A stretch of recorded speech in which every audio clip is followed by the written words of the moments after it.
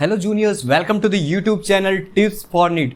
दोस्तों, पिछले वीडियो में हम लोगों ने बात कर लिया था 11th के इम्पॉर्टेंट टॉपिक्स। हम लोगों ने उसमें देखा था कि कौन से चैप्टर से कितना वेटेज होता है, कौन सा आपको मतलब किस चैप्टर से कितना मार्क्स का आ रहा है, उसके हिसाब से आप अपना प्रिपरेशन स्ट्रेटेजी बना सकते थे कि किसको पहले करें किसको बाद में करें। तो 11th का फिजिक्स हम लोगों ने कवर कर लिया था। आज हम लोग कवर करेंगे 12th फिजिक्स। 12th का कौन कौन से चैप्टर से कितना वेटेज होता है, कौन से चैप्टर से न्यू क्वेश्चन फ्रेमिंग होता है और कौन से चैप्टर आपको पहले करना चाहिए। आप अपने हिसाब से मैं जो इंपॉर्टेंट चीज़ें बताऊंगा हर चैप्टर से रिलेटेड, उसके हिसाब से आप अपना प्रिपरेशन में आप जैसे कि कोई चैप्टर पहले कर सकते हैं बाद में, अपने स्ट्रैटेजी अपनी तरह से बनाइए। मैं सिर्फ बताऊंगा कि कौन सा चैप्टर इंपॉर्टेंट है, कौन सा चैप्टर से कितना नया क्वेश्चन कहाँ से फ्रेम हो सकता है और किससे आप ज़्यादा कम मेहनत करके आप कहाँ ज़्यादा स्कोर कर सकते हैं। तो ये सब बातें हम आज के इस वीडियो में करेंगे। तो चलिए आइए देखते हैं 12th के कुछ स्कोरिंग चैप्टर्स और important chapters. Class 12th important scoring chapter for NEET. अगर इसमें हम लोग बात करें तो मैंने इस पूरे 12th के फिजिक्स को उसको डिवाइड किया है 5 यूनिट में। ठीक है, जो भी चैप्टर्स है उसको 5 यूनिट में डिवाइड किया है। सबसे पहला यूनिट मैंने जो बनाया है वो ये है। तो पहला यूनिट में सबसे पहले जो मैंने चैप्टर रखा है वो है ray optics and optical instrument. अगर हम लोग सबसे पहले इसका अगर वेटेज का बात करें कि कितना क्वेश्चन इससे पूछा जाता है, तो इसका वेटेज जो होता है वो इससे होता है 3 क्वेश्चन आप रख के चलिए। 3 क्वेश्चन, 2 रे ऑप्टिक्स से 2 और ऑप्टिकल इंस्ट्रूमेंट हमेशा एक क्वेश्चन देता है। ऑप्टिकल इंस्ट्रूमेंट में आपको पता है टेलीस्कोप और ये प्रिज्म वगैरह आता है, तो उससे मतलब आपको, और उसमें टोटली क्या होता है कि वो फॉर्मूला बेस्ड होता है। ऑप्टिकल इंस्ट्रूमेंट से जो भी क्वेश्चन आता है, आप अगर फॉर्मूला उसके जो फॉर्मूला कुछ स्पेसिफिक फॉर्मूला है, आप उस पर अगर उसी पे स्टिक करके आप अगर क्वेश्चन प्रैक्टिस करेगा तो वो बन जाएगा ऑप्टिकल इंस्ट्रूमेंट वाला क्वेश्चन। तो ऑप्टिकल इंस्ट्रूमेंट 1 और रे ऑप्टिक्स 2, 2 + 1 3। मतलब ये वाला जो यूनिट 1 का जो चैप्टर 1 है उसमें जो पहला चैप्टर का वेटेज है 3 क्वेश्चन। वेव ऑप्टिक्स इससे आप 2 रखिए। मतलब वेव ऑप्टिक्स भी फॉर्मूला बेस्ड होता है ज़्यादातर, इससे न्यू क्वेश्चन यहाँ पे फ्रेमिंग नहीं होता है। प्रीवियस ईयर क्वेश्चन पैटर्न आप दोनों चैप्टर में आप प्रैक्टिस जरूर करिए, क्योंकि प्रीवियस ईयर क्वेश्चन यहाँ पे रिपीट होता है। प्रीवियस ईयर क्वेश्चन टाइप ही रिपीट होता है, मतलब सिर्फ डाटा वाटा चेंज हो जाएगा तो देख लीजिएगा आप, मतलब वैसे ही सेम रिपीट क्वेश्चन। तो यूनिट 1 से जो वेटेज हमारा रहा वो कितना रहा, 5 क्वेश्चन का। इसलिए मैंने यूनिट 1 को सबसे पहले रखा है। 2 चैप्टर में ही आपका 5 मार्क्स मतलब 20 मार्क्स का भी ये वेटेज रखता है।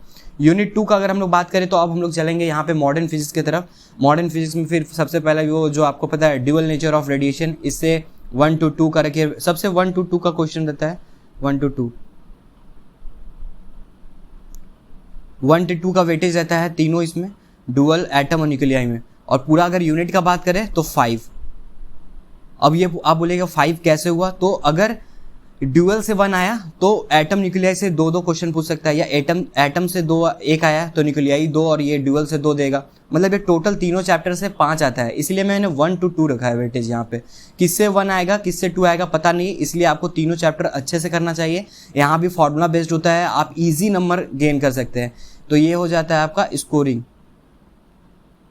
ये वाला चैप्टर, ये वाला यूनिट को स्कोरिंग क्यों बोल रहे हैं, क्योंकि इसमें ज़्यादा आपको दिमाग लगाना नहीं होता है। आप यहाँ पे जस्ट फॉर्मूला बेस्ड होता है। हर फॉर्मूला क्वेश्चन बना लीजिए और थोड़ा सा चीज़ें समझ लीजिए, बस आप यहाँ पे इजीली आप 20 मार्क्स यहाँ पे इजीली अर्न कर सकते हैं। तो ये वाला यूनिट भी इंपॉर्टेंट रहा। 5 टोटल यूनिट, जो इसमें 3 चैप्टर थे और 5 का वेटेज है, 5 क्वेश्चन का वेटेज है। इसके बाद आ जाता है सेमीकंडक्टर। तो ये पता ही आपको कितना इंपॉर्टेंट है, 3।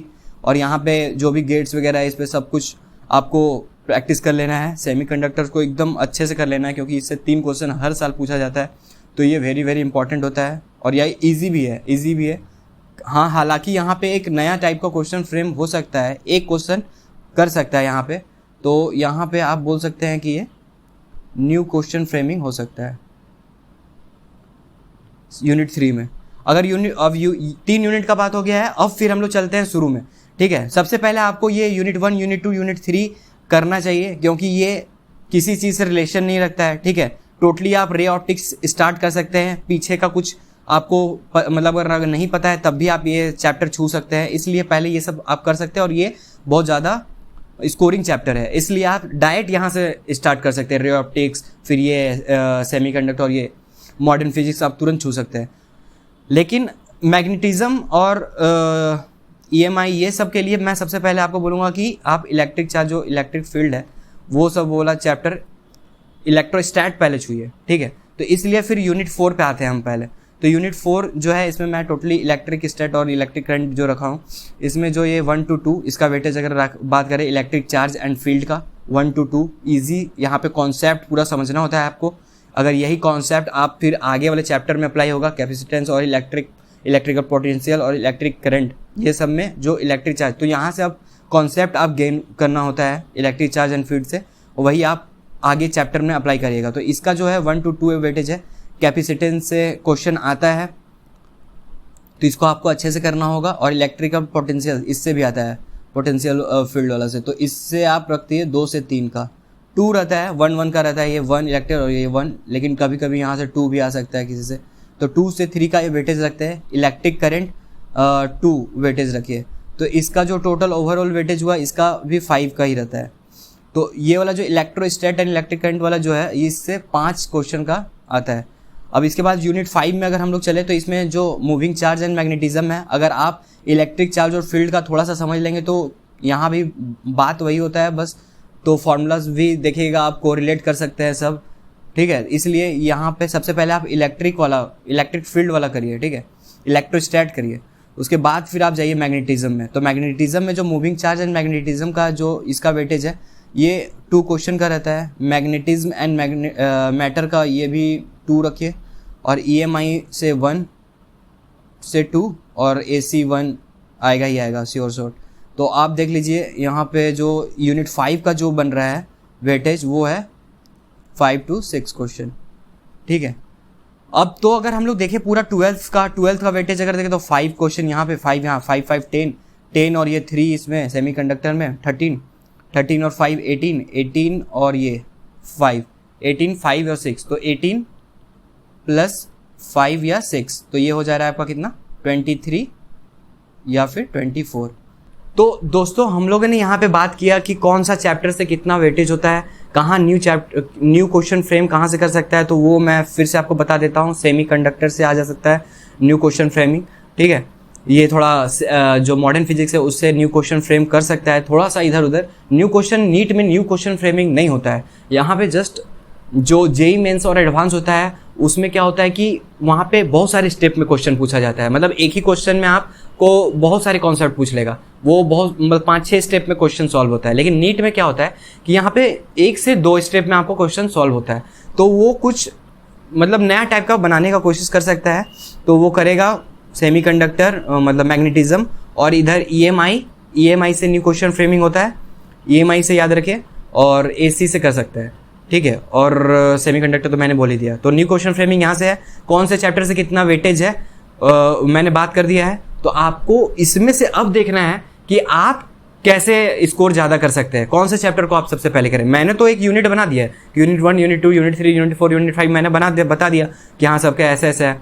अब आप देखिए कि आप सबसे पहले मतलब आपका सबसे ज़्यादा क्या ईजी लगता है आपको। किसी को मैग्नेटिज्म ईजी लगता हो, किसी को मतलब इलेक्ट्रोस्टैट अच्छा लगता हो, तो आप इलेक्ट्रोस्टैट अगर आपको अच्छा से लगता है, उसमें ज़्यादा इंटरेस्ट आता है, तो आप उससे मार्क्स अर्न करने की कोशिश करिए।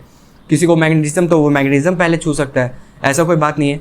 पर मैंने आपको बता दिया कि कौन सा चैप्टर से कितना वेटेज है और कहाँ से कितना आ रहा है। तो इसके हिसाब से अपना 12th का फिजिक्स का स्ट्रेटेजी बनाइए, और 11th का भी हम लोगों ने पिछले वीडियो में बात कर लिया है। अगर आप वो वीडियो नहीं देखें तो आप वो वीडियो पीछे का जा सकते हैं मेरे प्लेलिस्ट में, वहाँ पे फिजिक्स का एक अलग से बना हुआ है प्लेलिस्ट, उसमें वहाँ पे होगा सिर्फ, आप वहाँ से देख सकते हैं।